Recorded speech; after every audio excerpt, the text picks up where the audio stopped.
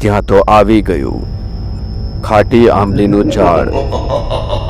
ઝાડ આવતાની સાથે જ કાજલના પગ જાણે છૂટી ગયા.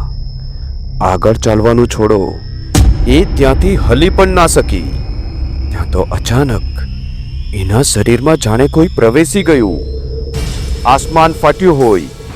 કડાકાભેર અવાજ અને આંબલીના ઝાડ ઉપરથી કોઈ બોલ્યું અને કાજલ ત્યાં જ ઢળી પડી. થોડી જ વારમાં કાજલ ઘરે. કાજલની ચાલવાની રીત કંઈ અજીબ હતી. જાણે બેજાન શરીર ધીમે ધીમે આગળ વધી રહ્યું હોય.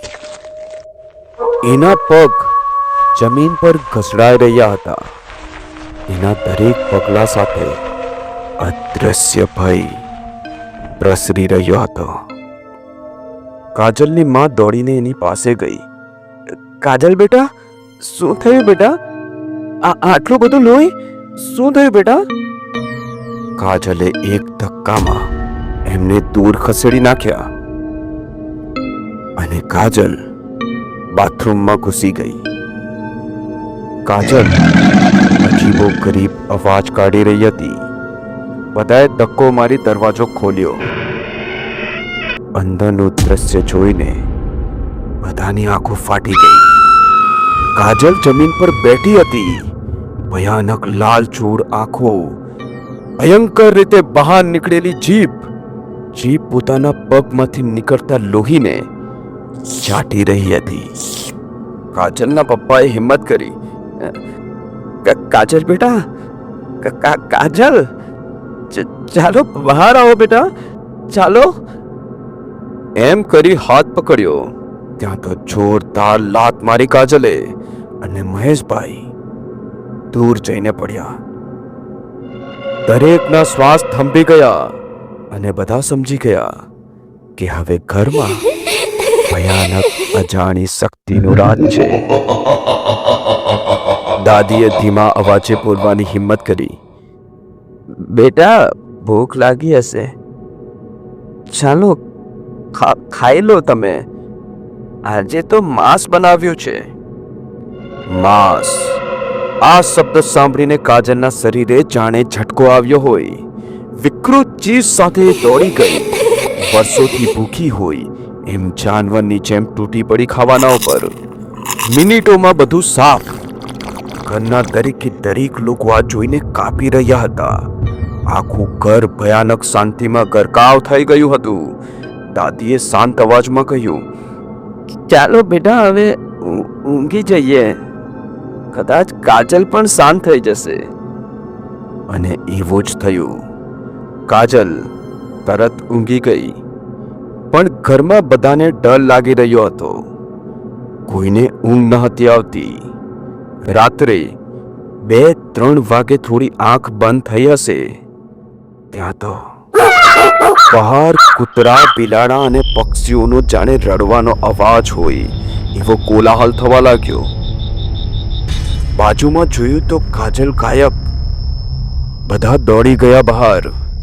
જોયું તો એમનું આંગણું લોહીનું ખાબોચિયું બની ગયું હતું અને એમાં પક્ષીઓના પીછા તરી રહ્યા હતા.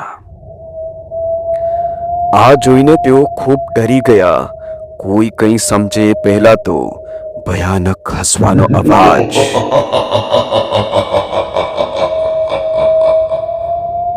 અવાજની દિશામાં જોયું તો કાજલ ઝાડ ઉપર બેઠી હતી અને એના હાથમાં પક્ષીઓ. એ પક્ષીઓનું કાચું માંસ ખાઈ રહી હતી. આસ પડોશના લોકો પણ જમા થઈ ગયા. લગભગ 50 થી 55 લોકો હાજર હતા. પણ કોઈની હિંમત ના ચાલી કે એક શબ્દ પણ બોલી શકે. ત્યાં તો કાજલ ઝાડ ઉપરથી કૂદી મહેશભાઈ ઉપર. કાજલના પપ્પા મહેશભાઈ ત્યાં જ બેહોશ થઈ ગયા. જેમ તેમ ભાનમાં લાવ્યા એમને અને સવાર પડવાની રાહ જોવા લાગ્યા. સવાર પડતા જ ગામવાળા લોકો તાંત્રિકને બોલાવી લાવ્યા. તાંત્રિકે પૂજા ચાલુ કરી, પણ આ શું?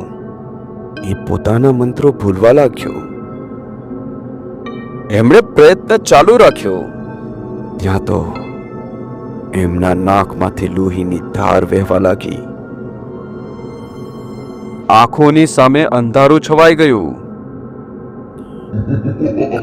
ખબીસ, ખબીસ, આ બહુ શક્તિશાળી ભયંકર પ્રેત છે, મારા બસનું નથી. એમ બોલતા બોલતા જીવ બચાવીને ભાગ્યા પંડિત. ત્યાં તો કાજલ પોતાના દાદા સામે જોઈને,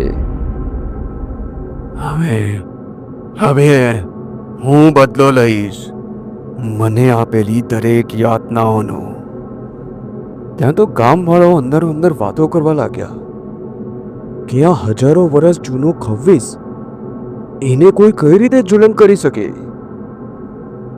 ત્યાં તો અચાનક અવાજ બદલાઈ ગયો. એક સ્ત્રીનો અવાજ, હું બદલો લઈશ, હું મારો બદલો લઈશ. સરપંચ, ઓળખી મને? આ સાંભળતાની સાથે જ કાજલના દાદાને પોતાનો ભૂતકાળ યાદ આવ્યો, જ્યારે એ સરપંચ હતા અને એમણે